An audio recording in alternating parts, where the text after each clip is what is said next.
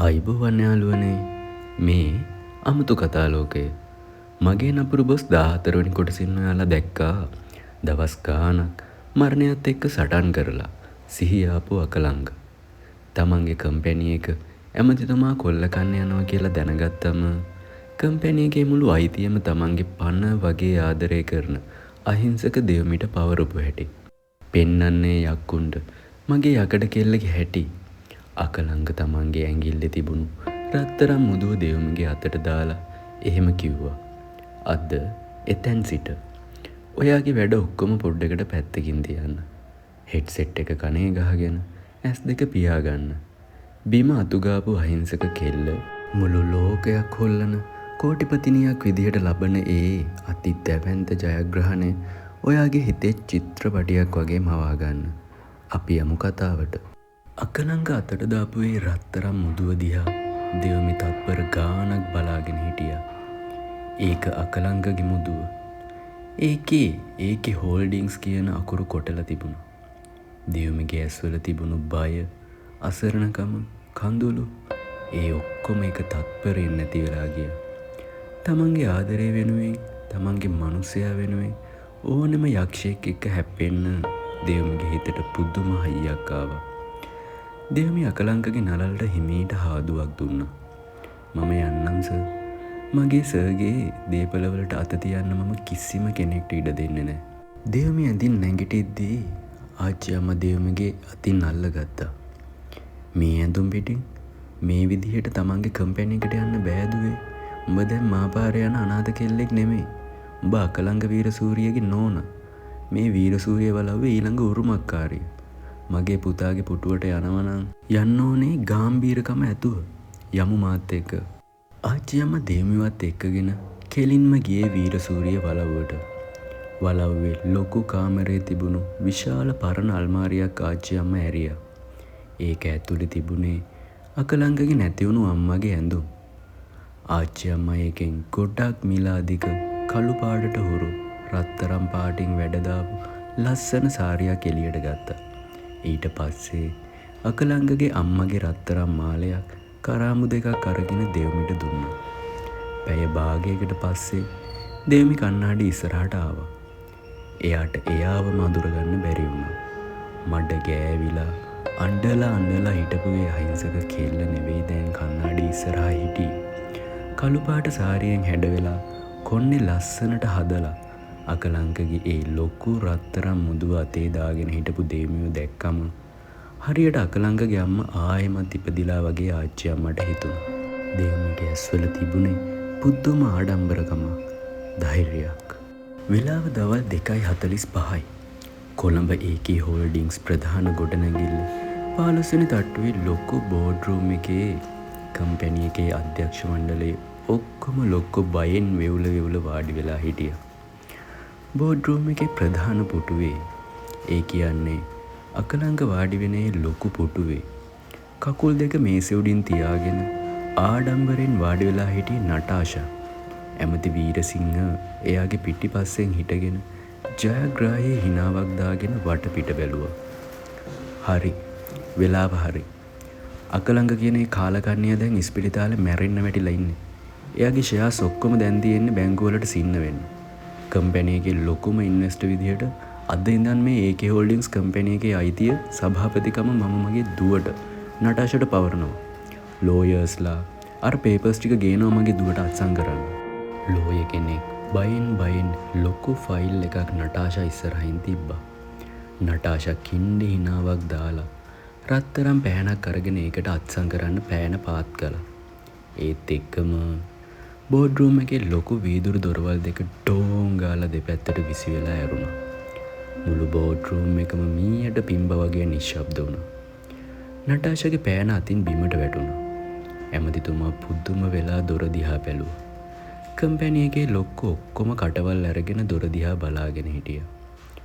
දොර ළඟ හිටගෙන හිටියේ කළු පාට සාරියකින් සැරසිලා කිසිම බයක් නැති මූණකින් කෙලින් බලාගෙන ඉන්න දෙව්මි. එයාගේ පිටිපස්සෙන් කම්පැනි එකේ ලොකුම නීතිඥයෝ දෙන්නෙකුයි HR මැනේජර් පෙරේරා හිටගෙන හිටියා. දෙව්මිගේ පෙනුම දැක්කම හැමෝටම හිතාගන්න බැරි වුණා. මේ අර 15 වෙනි තට්ටුවේ බිම මොප් කරපු ක්ලීනින් යුනිෆෝම් එක ඇඳගෙන අකලංකට බයෙන් වෙවුල හිටපු කෙල්ලද? අද එයා දිහා බලන්නවත් බැරි තරම් ගම්බීර පෙනුමක් තිබුණා. නටාෂා කේන්තියෙන් පුටුවෙන් නැගිට්ටා. "තී මොකද හිඟන්නේ මෙතන කරන්නේ? සිකියුරිටි මේ ක්ලීනින් කරන ගෑණිව එළියට ඇදලා දානවා." බොඩිගාඩ්ලා දෙන්නෙක් දෙව්මි දිහාට එන්න හැදුවා. ඒත් දෙව්මි අත උස්සලා එයාලව නැවැත්තුවා. ඒ බැල්මේ තිබුණු තේජසට බොඩිගාඩ්ලා පස්සට වුණා. දෙව්මි හිමීට අඩි සද්දේ ඇහෙන විදිහට බෝඩ් රූම් එකේ මේසෙ දිගේ ඇවිදගෙන ඇවිත් කෙලින්ම ඇමතිතුමාටයි නටාෂාටයි ඉස්සරහින් හිටගත්තා. "මම ආවේ ක්ලීනින් කරන්න තමයි නටාෂා. හැබැයි බිම තියෙන කුණු නෙමෙයි. මේ කම්පැනි එකේ පුටු උඩ ඉඳගෙන ඉන්න කුණු අතු ගාලා දාන්න." දෙව්මි එහෙම කියලා තමන්ගේ අතේ තිබුණු ලොකු ෆයිල් එකක් මේසෙ උඩට අතෑරියා. ඒකම අකලංකගේ අර ලොකු රත්තරන් මුදුව තියෙන එයාගේ දකුණු අත මේසෙ උඩින් තියලා තද කළා. ඒ මුදුව දැක්කම ඇමතිතුමාගේ ඇස් දෙක උඩ ගියා. කම්පැනි එකේ ඩිරෙක්ටර්ස්ලා හැමෝම එකිනෙකාට මුමුණන්න ගත්තා.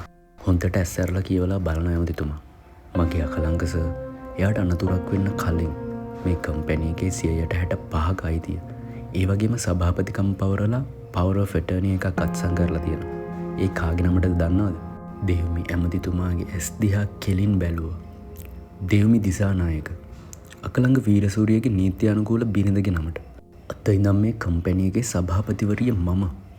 අකලංක සර්ගේ පුටුව උඩ ඉඳගෙන ඉන්න තමුසලට කිසිම අයිතියක් නැහැ. අන්න අර පේපේ එක අරගෙන දැන්මම මේ බිල්ඩිමෙන් එළියට යනවා. ඇමති වීරසිංහගේ මූණට ලේ හිනුවා. තමන්ගේ මුළු ප්ලෑන් එකම තමන් ක්ලීනින් කරන කෙල්ලෙක් කියලා හිතපු කෙනෙක් ඇවිත් විනාශ කරලා දාපු එක එයාට දරා ගන්න බැරි වුණා. ඇමතිතුමා කේන්තියටම මේසෙට ගහලා දෙව්මිට අත ඉස්සුවා. "තී වගේ මහපාර යන අනාතියක් මට සද්දේ දානවා. මම තෝ අද පණ පිටින්."